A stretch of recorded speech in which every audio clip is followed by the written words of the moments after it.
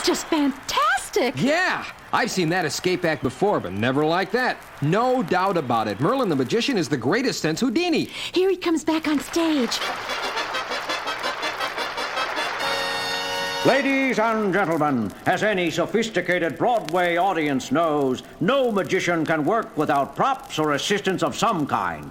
So, before I say goodnight, I'd like you to meet the trusted helpers without whose unseen support the feats of magic you have seen tonight would have been impossible. First, may I present Mope the Rope. Mope.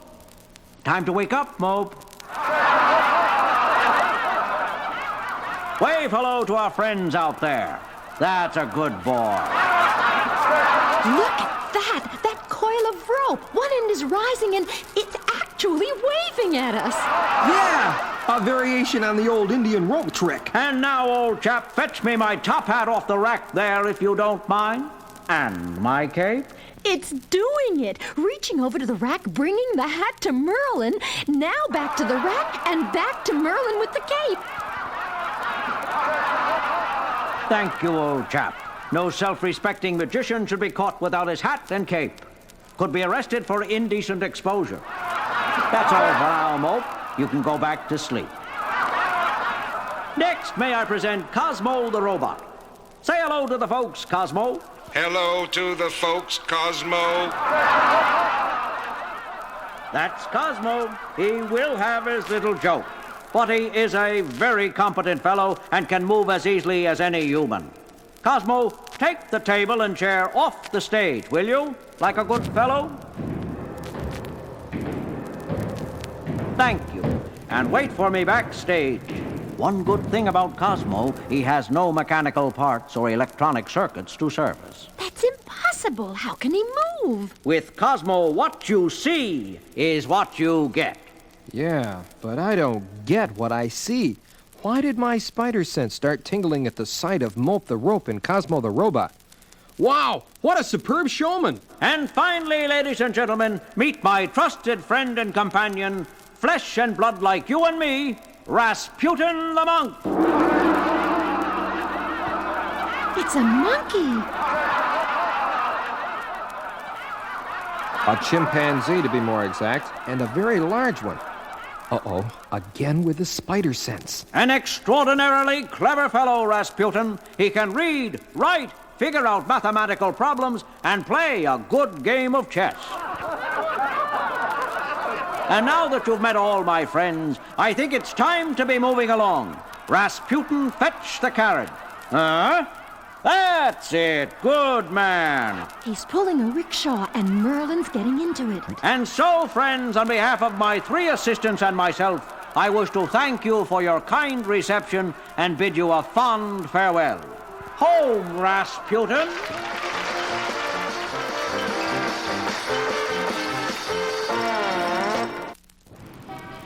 Gee, thanks for a swell evening, Peter. Sure you won't come up for a cup of coffee? No thanks, MJ. Got some work to do. I'll see you tomorrow. Bye. Gotta switch into my Spider-Man outfit and find out why a chimp, a rope, and a robot got my hackles up. It is now 2 o'clock in the morning. On the roof of a building next to the university's new science building, we see a very different Merlin. Those stupid audiences, like the men of academia, cannot accept the evidence of their own eyes. But now, once again, the sacred halls of Ivy will pay for rejecting Merlin Ballantyne's theory of mind over matter. The stage is set for the ultimate proof. Right, Cosmo?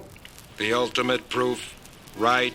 Without setting foot inside those walls, I have planted a bomb, which will be detonated on receipt of a signal from my mind. Good trick, Merlin! Spider-Man! How did you know I was here? I followed your trail from the theater. Got a few tricks of my own, you know. Tell me, how did you plant the bomb? With the aid of my assistants who operate only under my mind control, it was easy. Mope attached himself to the other building, and Rasputin crossed over the rope carrying the bomb and placing it where I wanted it placed. And Cosmo? Cosmo, I keep by my side, the protector of my person, so to speak. This procedure has proven infallible in the past. You mean you were responsible for the destruction of the science labs of all those colleges around the country? Destruction of knowledge is a terrible thing, an abominable thing. The work of the abominable showman, you might say. Hey, I like that. Very funny. But proving beyond question the supremacy of mind over matter. And now, much as I regret it, you have become an obstacle in my path, an inconsequential conglomeration of matter to be destroyed by the power of my mind. Gotta keep him busy so he can't detonate that bomb. Maybe a little web slinging is in order here. You missed, Spider-Man! Wow, he deflected one of my best web shots by pure mind control. Now to try a little slinging of my own. Get him, mope! The rope, fast as a snake. Got my arm, going for my throat, gotta break it. Did it. Now for some ookie-gookie rope immobilizing web fluid like this. And mope the rope goes Betty bye. Cosmo! Rasputin! Destroy him! Can't let a robot and a monkey make a monkey out of me, can I? Destroy. Destroy. Wow, that hunk of timber was faster than I thought. Holy smoke, a killer robot in front and a crazy monkey on my back. Any funny sayings or flippant last words now, Spider-Man? Flippin', huh? Hey, thanks for the tip. A little double black flip like this. And like this. And the monk is sunk. Cosmo, destroy! Destroy. Destroy. Ready for you this time, Tin Man, with a double play web shot. And a robot in a sling. Happy landing, Cosmo! And as for you, Merlin, here's the old Spider-Man 1, 2. By the time you wake up, the bomb will be long gone, and you'll be in a cozy little escape-proof cell where you can contemplate mind over matter for a matter of, say, 15 years? The next morning, at the entrance to the science building, Peter! Peter! Oh, hi, MJ. I thought I'd catch you before class. Did you see this story about Merlin the magician? What story? Oh, Merlin the magician caught in bombing attempt. What a tragic ending to the career of a wonderful showman. Or as he himself put it, the abominable showman. What did you say? Oh, nothing. He sure was one wonderful showman.